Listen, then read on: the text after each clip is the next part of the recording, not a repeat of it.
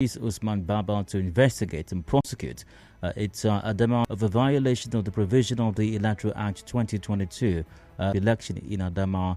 Yunusa Ari on Sunday declared the governorship candidate in the being placed. The Electoral Commission nullified the announcement and invited the rec to the INEC headquarters on Tuesday. INEC announced that at its meeting it discussed matters arising from the Adama governorship election and decided to, quote, write to the IG police for the immediate investigation and possible prosecution of the resident electoral commissioner for Adama State, Barrister Hudu Yunusa Ari. Request the Secretary to the Government of the Federation to draw the attention of the appointing authority into the unwholesome behavior of the REC for further action. The collection process will resume at the time to be determined by the returning officer. So that's the latest from the situation in Adamawa State. We'll take a look at this in the 4 o'clock hour. As I'll be asking your assessment of INEC's handling of this situation so far. In your estimation, has INEC handled this situation as best as it possibly can? Are you impressed with INEC's handling of this matter? Could INEC have done more? We'll take a look at this in the 4 o'clock hour after the business news. At 6:05, the news update comes up top of the hour at 5 o'clock.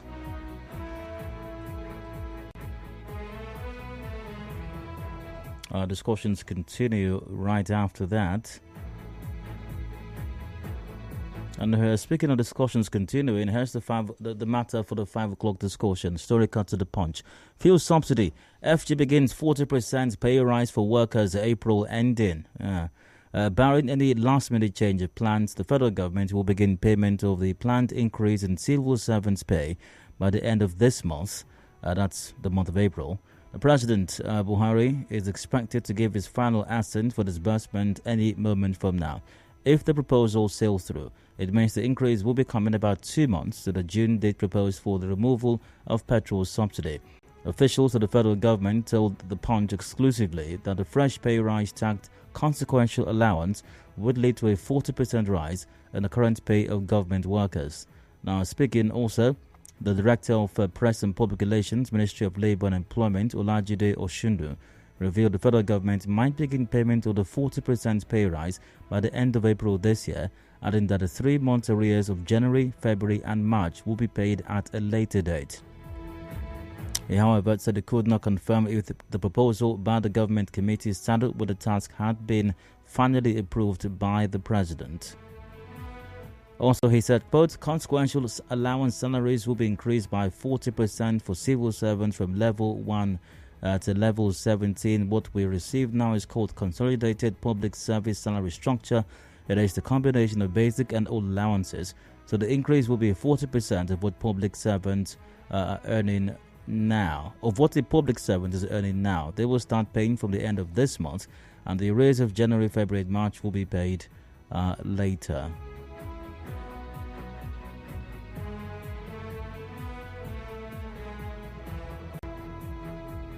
However, leaders of organized labor on Monday described the proposed pay rise as a meager allowance that would not be equivalent to a 40% increase in workers' salaries. Reacting, National Vice President of the Trade Union Congress, Tommy Etim, confirmed the moves by the government to increase, quote, allowances and not salaries, as publicly insinuated. According to him, the allowance is an increase rising from the peculiar circumstances surrounding the removal of the fuel subsidy and inflation. He, however, stressed that civil servants were yet to receive the payment. Look at this in the 5 o'clock hour. I'll be asking you, is this commendable enough? Will this gesture by the government, how far will it go in helping workers deal with the inevitable rise in prices once fuel subsidy is removed? Transportation will go up, cost of other goods and services will inevitably go up as well. Will this be enough? Government sources are saying that there's going to be a 40% salary increase.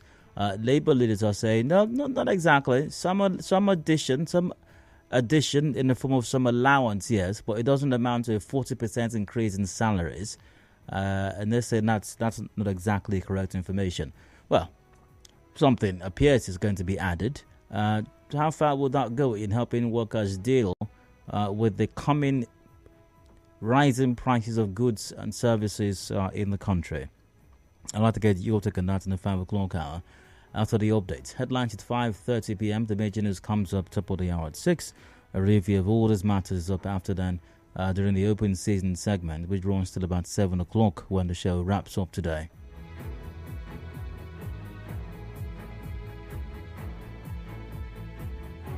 And there you have it. That's what today's show will look like. Let's keep things moving now with today's side comments. Random stories and random thoughts that I came across as I checked out the news earlier on. A reminder that the side comments are not to be discussed now. A federal high court in Abuja has barred the PDP from suspending or expelling Governor Nyesom Wike of Rivers State and state executive members of the PDP in Rivers State over alleged anti-party activities. In his judgment, Justice Inyang Ekwo held the fears of Wike and other members of the PDP were well-founded, and that suspending or expelling them would amount to the breach of their rights to freedom of association. Wike and 4 other PDP governors, known as the G5, had openly campaigned against PDP presidential candidate Atiku Abubakar in the February 25 poll. I'll say this about this. And by the way, I think the Rivers State governor had gone to some other courts prior to this one. I don't know what. Well, for some reason, he must have felt the need to go to another court. I presume this is another court because some other courts had issued some order as well, I believe, barring the PDP from suspending him. Anyways, maybe that order had expired or elapsed, or I don't know. However, if anyone has any qualms, any grief or grievance or beef or I don't know, or any fears or concerns that they will not be treated well, or they will not be treated fairly or justly, or maybe it has happened already. Of course, the courts are the place to go to. They have the right to go to the courts. Everybody has the right to go to the courts. The Rivers State governor and his cronies in the PDP obviously have a right to go to the court as well. I do have some questions though, and I wish I could ask that of the courts, because once again, the reason for barring the PDP from expelling or suspending the governor, the Rivers State governor, and state executive members of the party in Rivers State over alleged anti-party activities. In his judgment, Justice Inyang Ekwo held their fears were well-founded. Question I'd like to ask is, why are their fears well-founded? Why? I mean, and did the court consider that? Why are the fears well-founded? And that back to the story, suspending or expelling them would amount to the breach of their right to freedom of association. Yeah, freedom of association, no doubt, that's guaranteed in the Constitution. However, political parties are like clubs, are like social clubs. And even when person or persons form a club or political party, there are rules and regulations guiding the conduct of anyone who wants to freely associate with that club or with that party or be a member of said political party. There are rules, there are regulations, there are conduct expected of members of the association. And if you break those rules, if you flout those rules or those regulations, I believe that in these rules and regulations there are usually some consequence prescribed as well. So I'm just thinking out loud. I mean, I think generally speaking, freedom to associate doesn't necessarily equate freedom to do whatever you like. Because once again, you can associate with whomever you want, yes. But if people say that if you want to associate or be a part of this group, this is how you must conduct yourself. If you want to remain a part of that association, it behoves you to conduct yourself in that manner, in that generally accepted manner for those who have chosen to be a part of that group. The moment you decide to not conduct yourself in a manner as prescribed by the group, as expected by the group, do you have a right to remain there? I mean, it's just, I don't know. It's just a thought. Just a thought, really. Just a thought. And back to the story, Wike and the 4 other PDP governors known as the G5 had openly campaigned against PDP presidential candidate Atiku Abubakar in the February 25 poll. I mean, if you're part of an association and you're openly doing things against the success and progress of that association, I don't know. Does that stand as grounds to still be a part of the association? Well, the court, in its wisdom, has taken this position. I imagine that we very likely haven't heard the last of this matter, and there will be possibly there will be several more litigations and matters brought before the courts regarding this. It will be interesting to see in what direction the courts swing eventually. But it just seems quite simple, elementary logic to me. If you want to be a part of an association, you have to conduct yourself in a way that the association expects you to. If I want to retain my job with Nigeria Info, I have to conduct myself in a certain manner. The moment I choose to not conduct myself in such a manner, it might suggest that I'm saying I no longer want to be in the employ of Nigeria Info. Just thinking out loud.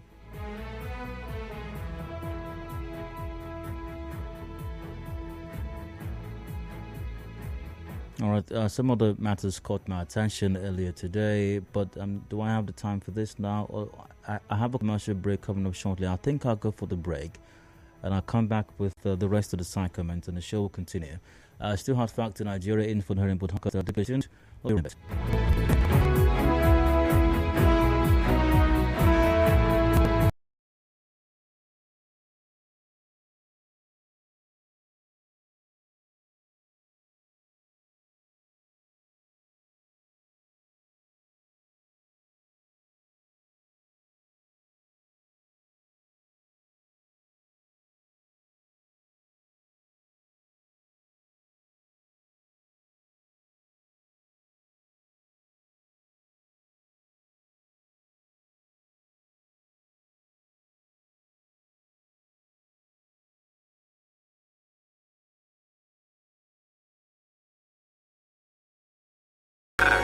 With Diode.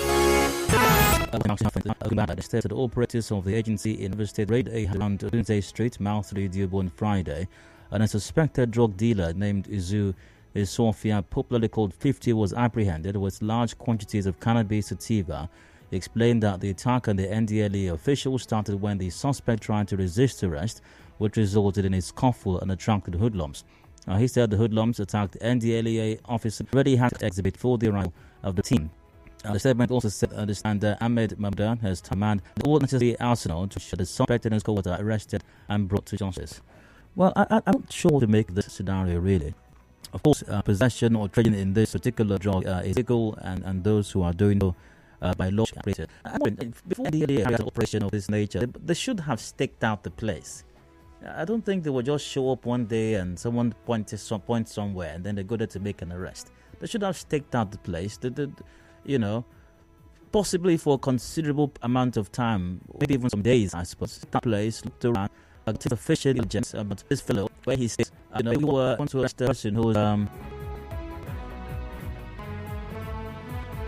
you want to arrest a suspected drug dealer, and then it happens, but if you're, by the way, nobody should dealing or having a possession banned substances. Cannabis obviously is a banned substance in Nigeria. Please do not possess it.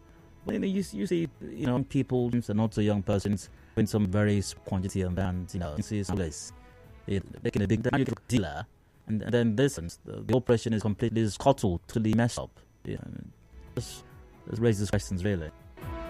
By the way, we hear that there are very known popular places around Port Harcourt in town where drugs are being dealt, where people are dealing in drugs openly in Port Harcourt here, quite once again.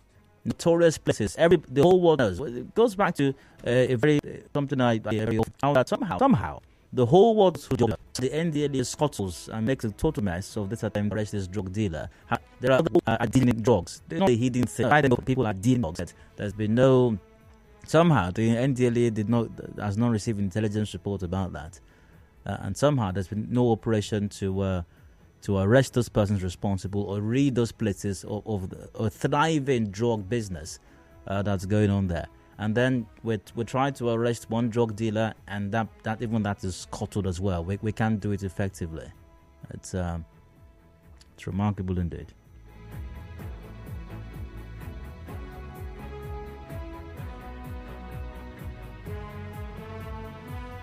Let's see, what else caught my attention today?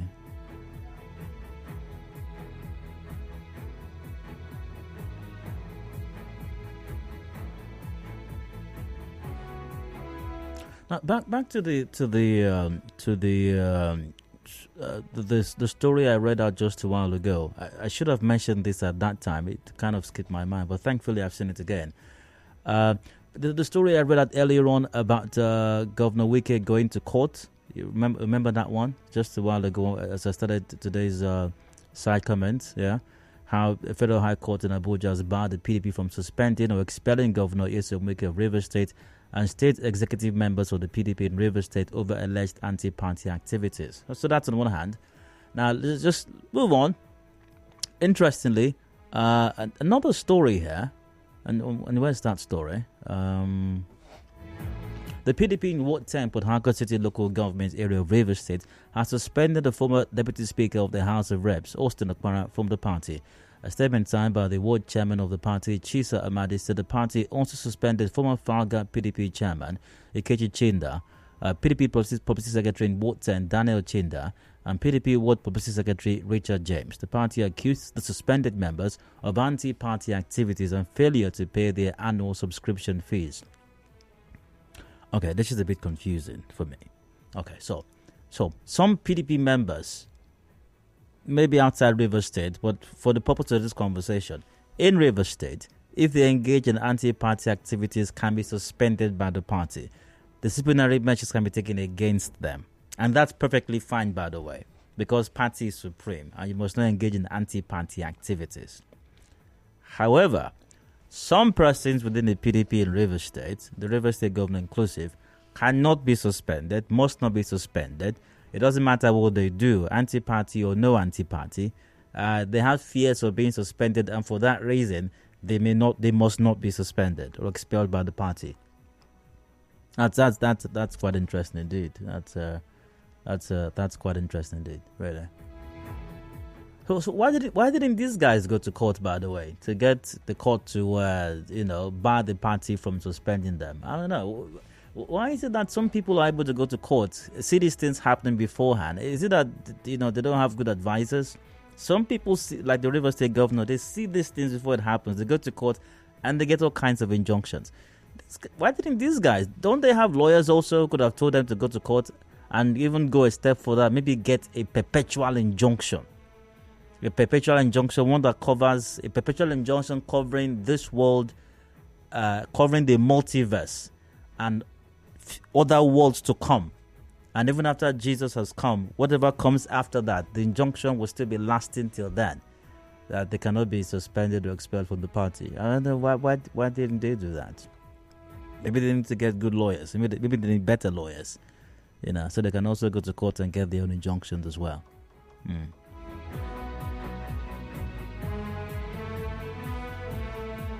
And INEC in Rivers State has explained why payment of allowance to some ad hoc staff who took part in the 2023 elections in the state is being delayed. Resident Electoral Officer of the state, Johnson Alalibo, told newsmen in Port Harcourt that all the difficulties encountered are gradually being sorted out. Do I have the sound for that? 03.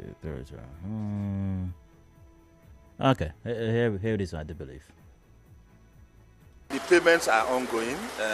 We have some send their OPay account numbers, some other platforms that is not recognized by the CBN platform. So we are correcting all that. So payments are ongoing. Of course, no surprises there. I mean, INEC couldn't even transmit results properly. With all the promises it made, promised the entire world was going to transmit results properly. INEC could not do that during the general elections. Then will anybody expect that INEC can make payments seamlessly? With CBN or whoever is involved, there are no surprises there. No surprises at all.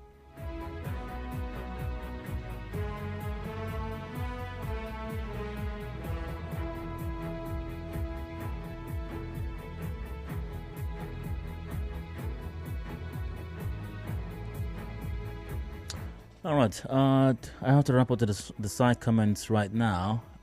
Let's see.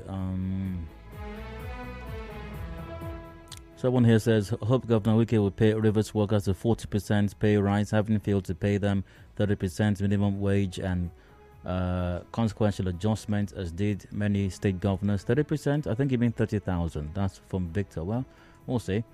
Also, but the suspended secondaries and others on the same courts upheld their suspension. Maybe only the governor has the right of association. Well, a party has rules and regulations. Nobody can stop you from associating with anyone or party, but you must abide by the rules and regulations governing the party. The court judgment from the High Court cannot stand the test of time because it's not the right judgment. When you look at Ego versus APC River State, where the Supreme Court has dealt with it, the court dwelt on speculation to protect Wike. Wike cannot run to the court for protection and at the same time suspend party people in River State, and that's from Amy West.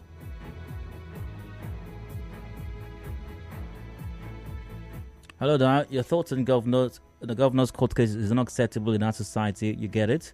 The NDLEA are on the Rita de Capon, maybe on a courtesy visit that turned arrest. There, these things happen. Well.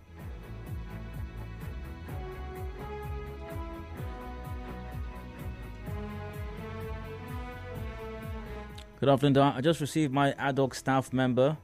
I just received my ad hoc staff payment. That's for Michael. Michael, congratulations. Congratulations, Michael. The alert has dropped. So, where are we going tonight? Don, you see the double standard in River State where what is good for Peter isn't good for Paul. If the governor who supported APC presidential candidate does not play anti-party, then who does? And that's from Patrick.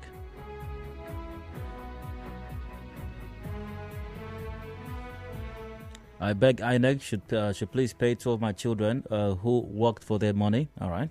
Okay. That's a wrap for today's side comment. I'll go for a break now. And when I return, okay, there was some other matter. That... and we now have some updates regarding the unfortunate incident that played out on the East-West Road. I think it was yesterday. Was it yesterday? Or here's an update. This one from Premium Times. Former NBA president Okewale abducted. Lawyers group beg for his release. A former president of the Nigerian Bar Association, Okewale, has been abducted according to a statement by the Association of Lawyers on Tuesday. A 64-year-old senior advocate of Nigeria was kidnapped along the East-West Road in Obiakpo local government area of Rivers State in the early hours of Monday. The NBA statement said. Incumbent president of the association and 31st in line, Yakubu May Kiao, urged both the IG police and police commissioner in Rivers State to leave no stone unturned as they work towards the safe release of our dear learned friend. It's a very sad situation. We hear that some police officers may have lost their lives and others injured as well. And I join other persons in the call for the release of this man. It's a terrible thing, really. Can't even begin to fathom or imagine the situation, the conditions he's in right now, and even more so his friends and loved ones, or family members for that matter. And here's to the abductors or other persons who may be in know of this. Do release the man, and I'm thinking, how about those who've lost their lives already to this? It's a very sad situation indeed. If you don't release him, well, the law will catch up with you. It will. It will. This is not, obviously it will as well, because this is not a masses. This is as the police here in Rivers State, I believe, described him as a VIP. So trust that the Nigeria Police Force, the entire Nigerian security apparatus and architecture combined, will leave no stone unturned to get to you. And they will get to you. They will get to you. So just do the right thing and let the man go. Let him go. And I do hope that they're able to secure his release unconditionally, of course, and reunite him with his loved ones. And to those who have lost loved ones in this situation, police officers who died, I hope that they are comforted some way or another. This must be a very difficult time for them indeed. So that's a wrap on today's side comments. Go for a quick break. When I return, today's round comes up. Please stay with us. You are tuned in to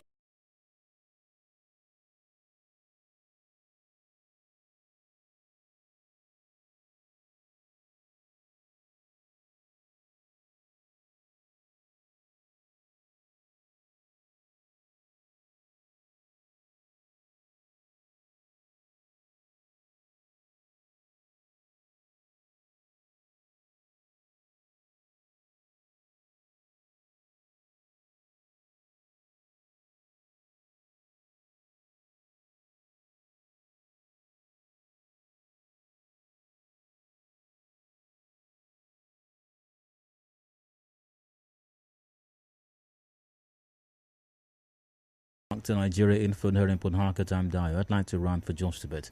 I've got something on my mind. I'll be expressing some thoughts in it. You're very welcome to express your take and mine all the way till 4 p.m.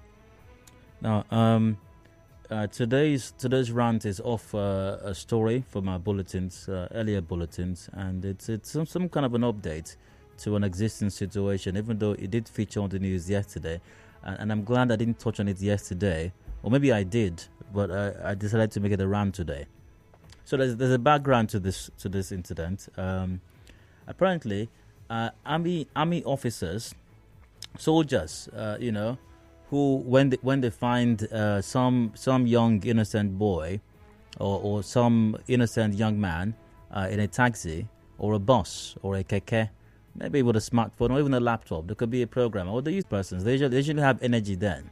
They will drag him down. If he asks what he's done, they probably would slap him and hit him and use their whips on him and threaten to kill him. And nothing will happen, and possibly take him to an ATM and empty his account. Or in other cases, set up illegal checkpoints and start collecting 100 naira from motorists. It's been known to happen. These are the things that we deal with every single day, every single time.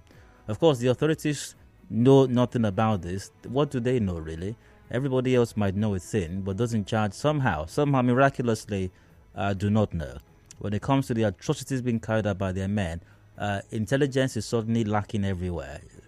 If you dig wells, go to the Sahara, climb 7 mountains, go across 7 rivers and oceans, you would never find the intelligence regarding this one. Even though everybody else can see it literally, the authorities somehow are blind to it.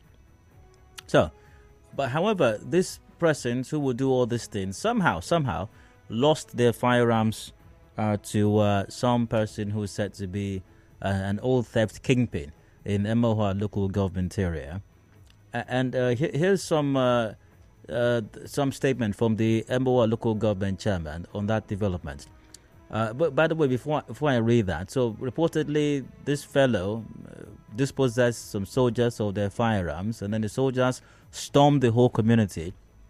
And of course, understandably, the community members were scared, which is a huge irony as well, that soldiers were in their vicinity, and then everybody had to flee their homes. And then somehow miraculously, the guns that were taken from them were recovered. And then I asked the question yesterday, if someone can please explain how exactly these guns were recovered. What was the process of recovering these guns precisely? Recovered and handed back to the soldiers. Here's some of what the chairman had to say on the matter. Chairman of Emohua local government area, Chidi Lloyd, says normalcy has returned to Indele community after the military recovered rifles illegally collected from 2 of its personnel by a member of the disbanded OSPAC, Gift Ajuru, on Saturday night. Dr. Lloyd told our correspondent that soldiers have now retreated. He, however, said he is embarrassed that 2 Nigerian soldiers will be disarmed by a civilian following disagreement over proceeds from illegal oil activities. Let's take a listen to what or some of what the chairman had to say on this. The rifles have been recovered and given back to the soldiers, and that may have informed the reason they have retreated. But that is not enough. We must get the criminal. That incident at Ndele made me feel very bad as a Nigerian. I felt ashamed as a Nigerian that a civilian have the capacity to disarm 2 Nigerian soldiers, collected their rifles, removed their uniform. And these are people who are trained to protect the territorial integrity of this country. Exactly. The person who collected their guns is not a young man who is a decent person just trying to eke out a living for himself, and make something of himself in life. No. It's not a law-abiding citizen. Yeah, so that probably explains why I could do that. Now, Dr. Lloyd also said the incident at Indele community has justified his claim that some army personnel are compromising the government's efforts in the fight against illegal oil bunkering in the area.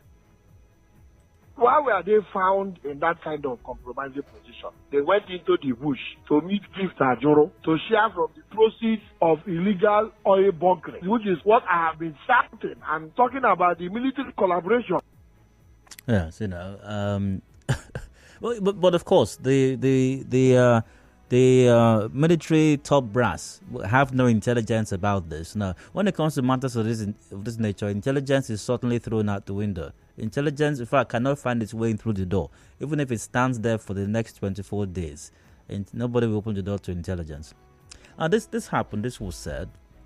And then, but where is Dyer going with this? You're probably wondering right now. And here's the essence or the reason for my rant today. This next news item, a follow-up to this story. Meanwhile, the Paramount Ruler of Rundele community in Emohua local government area, Eze Damien Ejewo, says illegal oil refining will no longer be tolerated in the area. Let's stop there for a moment.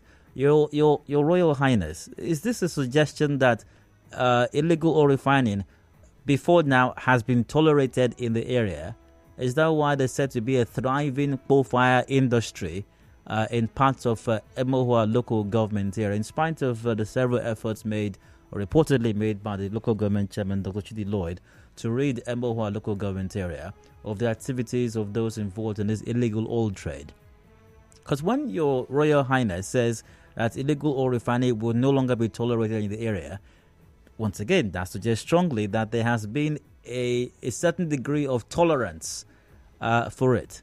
Moving on, Eze Ejewo said this while reacting to Sunday's clash between a member of the disbanded OSPAC and army personnel in the community. And here's what the Royal Highness had to say on this. They are still working in the Liberation, and I'm sure that from today, anybody they catch in bunkering will go in for it. Because the federal government offense, there was a little crisis between my community and the army. Our local vigilante here collected 2 automatic rifles and some live ammunition from the soldiers and the soldiers came in peacefully. They were not violent with their commander, Colonel Manga. All my council of chiefs and all the opinion leaders in the community all came out in their numbers to interact with them. Our people that had those arms, we have recovered it from them and we are giving them back to the soldiers, and they have left. Nobody was killed in this community. Okay, Your Royal Highness, once again, I will come back to the earlier part of tolerance, but maybe you can provide the answer to the question I was asking earlier on. How exactly did you retrieve these guns from the persons who supposedly or reportedly took them from the soldiers? How exactly? Was there a swap agreement? Did the disbanded OSPAC members stand on one side and the soldiers stood on one side, and then one representative from each of them walked and met in the middle and then exchanged and the firearms were passed across to them? Was there a peace mission or a treaty to somebody's house to collect the guns? Were the guns mailed in? How exactly did it happen? How were the guns retrieved and handed back to them? I mean, if we're able to get the guns from this person or persons who took them from the soldiers without apprehending them and handing them over to the authorities, does that not suggest strongly that we are actually aiding and abetting this illegality and supporting this crime? And in fact, we have a very, very high tolerance level as far as this illegal oil trade in our community is concerned. You know, doesn't that speak to that regard, Your Highness? And to the earlier parts of His Highness's comments. They are still working in the Liberation, and I'm sure that from today, anybody they catch in bunkering will go in for it. Okay, just from today. So how about before today or before this statement was made?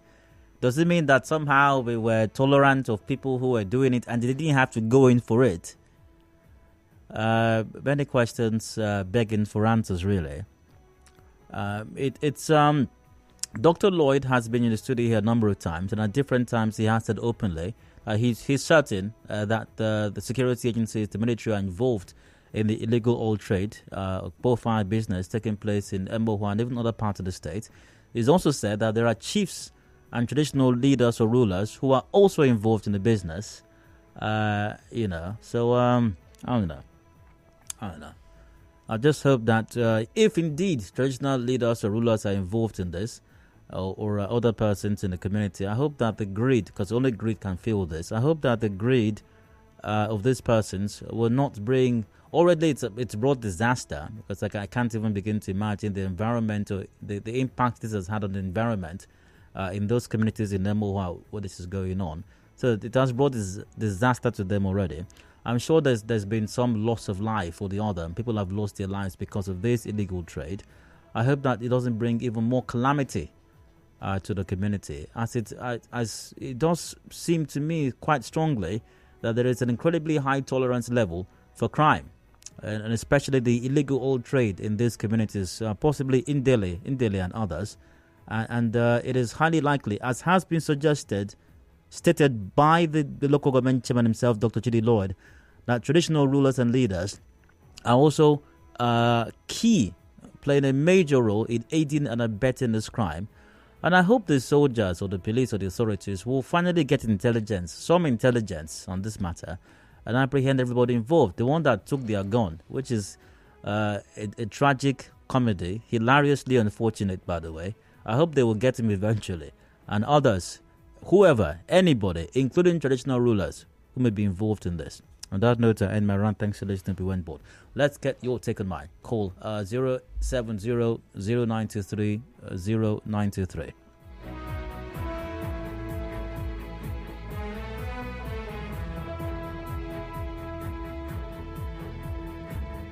Once again, call 070-0923-0923. We're live on Facebook.com/Nigeria Info PH. We're also on Twitter and YouTube at Nigeria Info PH. Let's get your take on this.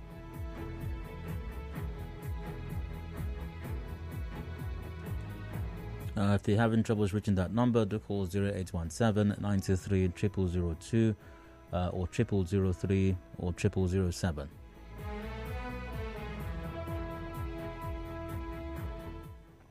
Hello, you're welcome. Please go on. Good afternoon. Go ahead, please. Okay, is my name. Go ahead. Yes, the question that I have been asking. I don't know how a Royal Highness come to conclude that in fact, what's happening that side in some area, in Marvel's view, you got a criminal which you bring to the public or to the government to treat his matter. Then you collect only the gun. For it to be, they are the gangs. They are doing this together. That is my own take. This is not supposed. Thank you. Oh, well, I mean, there's no, one cannot say with any certainty who's involved. Who is, a part of the criminal enterprise or not. But is there any doubt that some persons are? No, there's no doubt. That's a certainty. Once again, as the chairman himself has stated on several occasions. Hello, you're welcome. 070-0923-0923 is the number to call. Hello. Hello.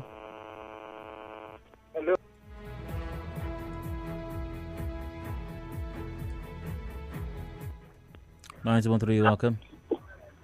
Hello, good evening. Please go ahead. Now, my name is Ivan. I'm calling from a chief. Go ahead. There are ways. I only want to talk about the right why it was recovered. Probably. Okay. Some time ago, you are aware that, I don't know if you are aware, that they robbed the Oba market in Benin. Over $6 million were stolen from that market. Though they have been stealing before, and on this occasion, the Oba came out and said he wants that money to be refunded, to be returned. So the same venue, in some place where it was stolen, and they ignored it. 3 days later, he came out and dropped his staff. He just wore his regalia, red on red, and dropped his staff on the market and said he is not returned in 7 days. He has sent thunder to wipe out the people, their parents, their brothers, sisters, siblings, whoever is committed to them. That money came back on the 7th day dial. So anything could have been done to recover those rifles. That was the only thing I just want to say there. Thank you. Okay. I think I'll just move on. 913, you're welcome. Hello, Dayo. Yeah, hi, go ahead. Good afternoon. How are you? Very well, thank you. This is Seda from Weibo. Go ahead. You see, Dayo, when I listen to the comment of that traditional ruler, and I compare it with what Chief Lloyd said, I quickly concluded that the traditional ruler and the CDC leader, whatever they may call him, they need to be investigated. It's just like as you are asking, I was also calculating. How come about that? These guys came in and ransacked the whole community, scattered people run away. And a whole traditional ruler came and said, no, nobody run away. And they did not destroy anything. Can you imagine? And the chief lawyer told us that he was so ashamed that this guy was able to, collect, gun from two soldiers and also remove their uniform. But the traditional ruler never mentioned such. So the truth remains that there are some hand of monkey in the soup. That is what I quickly conclude. It is so pathetic that a traditional ruler can bring himself down to that level. That is to say, these guys, they know them. And this traditional ruler certainly might be water people from there that told us how they slept in the bush. But the traditional ruler denied all. See? So it's an unfortunate situation. And I'm so surprised. The way the soldiers tackle issue within the side is so amazing. Dayo, if you can flash your mind back, several times they've been collecting guns from soldiers in the north. They never go on rampage in this manner. But at any time, such a thing happen anywhere within the south or southeast, you see a soldier will go on rampage. Destroy a whole village. Somehow you found a way to ethnicize the conversation. But good to hear from you, though. Thanks for your contribution. I do have to wrap this up in a bit. Good afternoon. I think the Nigerian Army, the LGA chairman, and the king used intelligence, charm, or juju to recover the rifles. That's from Tobinton Tobins. I will advise military GOC or OSHI to employ that man who collected that gun from the army personnel, because that guy is well experienced. He can do military work very well. Sorry for those army who forgot their jobs and engaged in bunkering business. That's from Tony. But the truth is, most of our leaders and politicians are aware of the so-called bad boys in our communities and society, because these boys work for their interest. In fact, they're the ones committing these crimes. That's from Ezekiel. I've got to wrap this up right now. Thanks for your time. We got business news coming up at top of the hour at 4 p.m. after which our return discussions will continue. Do please stay with us. Nigeria Info. You talk, we listen.